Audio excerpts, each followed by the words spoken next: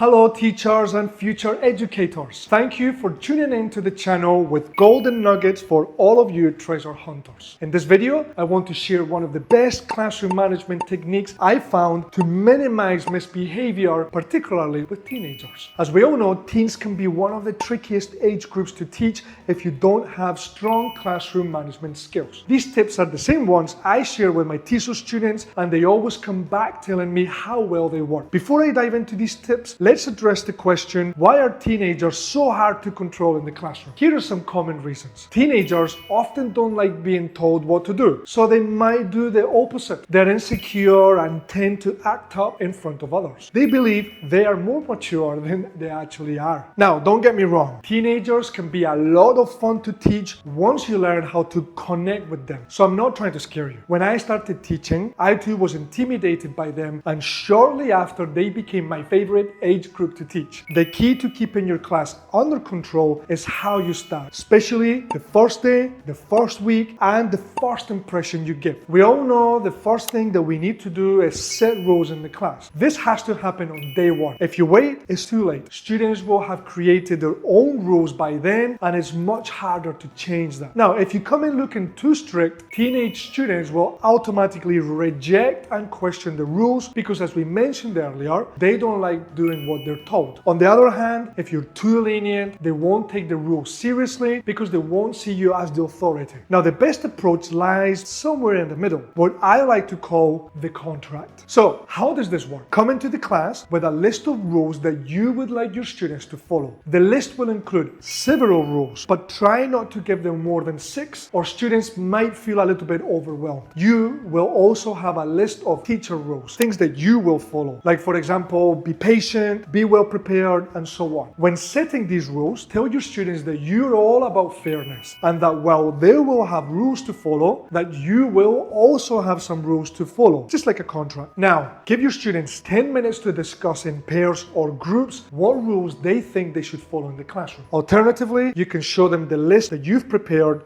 and ask them to choose 6 from it to avoid any irrelevant or silly rules. Once you've agreed on the students' rules, it's time for them to choose the teacher's rules. Again, this can be done in groups or pairs. And if they suggest anything irrelevant or silly, you can provide your own list for them to choose from. After everyone has agreed, tell them that you commit to following the rules that they have set for you. But in return, they need to commit to following theirs. It's a fair deal. Whenever a student breaks the rules, remind them of the agreement. Hey, I'm sticking to the rules that you gave me, so why aren't you sticking to the ones that you chose for yourself? This holds them accountable for their actions, and it is a less imposing way of enforcing rules. And that's it, folks. I hope this helped, and I'd love to hear how it worked in your classroom. So please leave a comment below. I would like to remind you that we have an online classroom management course where we share a step-by-step guide on how to manage your class effectively from day one. Link in the description. If you would like to receive weekly teaching tips sent